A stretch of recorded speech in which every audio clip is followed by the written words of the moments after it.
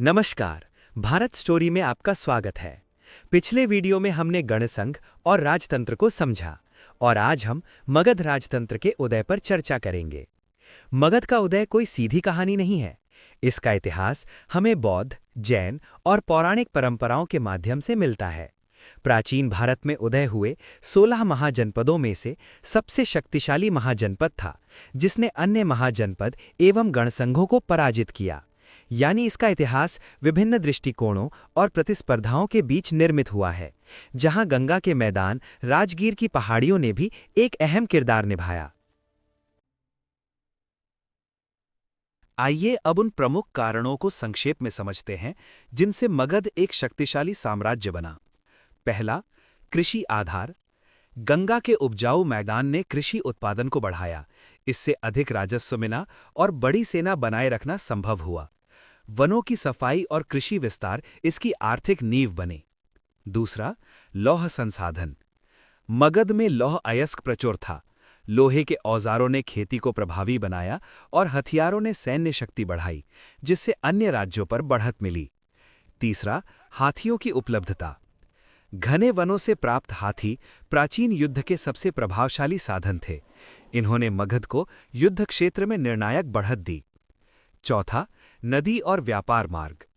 गंगा और उसकी सहायक नदियां केवल जल स्रोत नहीं बल्कि व्यापार के प्रमुख मार्ग थीं। इससे वस्तुओं, लोगों और विचारों का प्रवाह बढ़ा और आर्थिक समृद्धि आई। पांचवां, सुदृढ़ शहरी और राजनीतिक केंद्र। राजगीर की प्राकृतिक सुरक्षा और पाटलिपुत्र की योजनाबद्ध किलेबंदी ने मगध को मजबूत प्रशासनिक और राजनीतिक केंद्र बनाया। छठा, संगठित प्रशासन। मगध की शक्ति केवल युद्ध पर नहीं बल्कि प्रशासन पर आधारित थी। अर्थशास्त्र में ग्राम, अधिकारियों और संरचना का उल्लेख मिलता है। स्थायी सेना, नियमित कर व्यवस्था और संसाधनों पर नियंत्रण ने राज्य को सुदृढ़ किया। अंततः इसी मजबूत आधार पर मगध की राजनीतिक यात्रा शुरू होती है, जिसकी शुरुआत बिंबिसार से होती है। अब हम मगध के प्रारंभिक राजवंश हर्यक वंश और उसके प्रमुख शासक बिंबिसार के बारे में संक्षेप में समझते हैं। मगध के राजनैतिक उत्कर्ष की शुरुआत बिंबिसार से मानी जाती है, जिन्हें सेनिया भी कहा जाता है। उनकी नीतियां केवल सैन्य विस्तार तक सीमित नहीं थीं, बल्कि प्रभावी कूटनीति पर आधारित थीं। कोसल, लिच्छवी और मद्र जैसे राज्यों से वैवाहिक संबंध स्थापित कर उन्होंने राजनैतिक स्थिरता और संतुलन बनाया। अवंती के शासक चंद्रप्रद्योत के उपचार हेतु अपने वैद्य जीवक को भेजना उनके सुदृढ़ अंतर्राज्यीय संबंधों का उदाहरण है। अंग पर विजय ने मगध के क्षेत्रीय विस्तार को सुनिश्चित किया और उसे एक उभरती शक्ति के रूप में स्थापित किया। साथ ही धार्मिक संरक्षण भी उनकी सत्ता को मजबूत करने का माध्यम बना। बौद्ध परंपरा में वे गौतम बुद्ध के संरक्षक माने जाते हैं, जबकि जैन परंपरा उन्हें महावीर का अनुयायी बताती है। इस प्रकार बिंबिसार की सत्ता केवल सैन्य और कूटनीति पर ही नहीं बल्कि धार्मिक वैधता पर भी आधारित थी। अब हम अजातशत्रु के बारे में संक्षेप में समझते हैं। अजातशत्रु, जिन्हें कुणिक भी कहा जाता है, मगध के इतिहास में सत्ता परिवर्तन और राज्य निर्माण के एक जटिल चरण का प्रतिनिधित्व करते हैं। उनका सत्ता में आना शांतिपूर्ण नहीं था। बौद्ध ग्रंथों में वे अपने पिता बिंबिसार की हत्या करते हैं, जबकि जैन परंपरा इसे कारावास के रूप में प्रस्तुत करती है।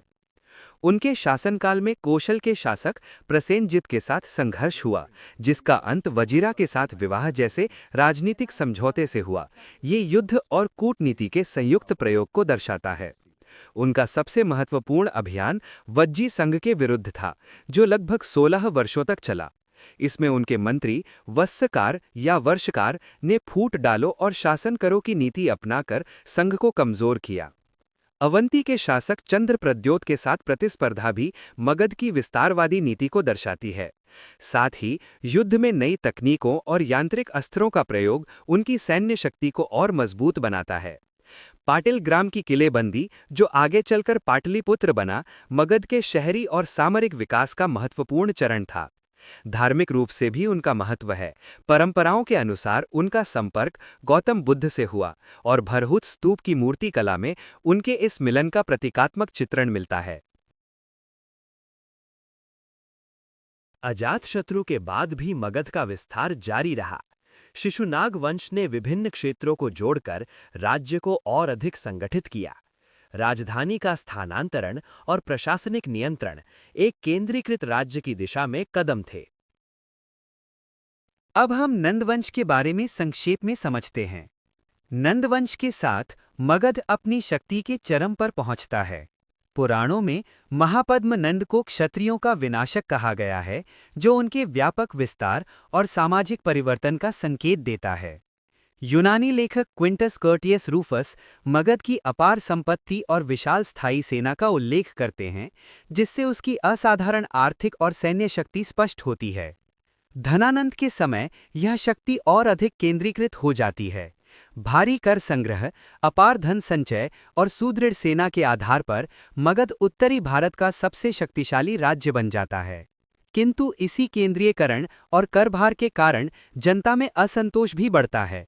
यही असंतोष आगे चलकर राजनीतिक परिवर्तन का आधार बनता है, जब चंद्रगुप्त मौर्य और चाणक्य के नेतृत्व में धनानंद को पराजित किया जाता है और मगध में एक नए युग, मौर्य साम्राज्य की स्थापना होती है। अंततः मगध का उदय एक दीर्घ प्रक्रिया थी, जिसमें गठबंधन, युद्ध, प्रशासन और संसाधनों का संगठित नियंत्रण शामिल था। लेकिन अत्यधिक केंद्रीकरण और बढ़ते असंतोष ने एक नए परिवर्तन की नींव रखी, और जल्द ही चंद्रगुप्त मौर्य के साथ एक नए युग की शुरुआत होने वाली थी। अगले वीडियो में हम मौर्य साम्राज्य को विस्तार से समझेंगे।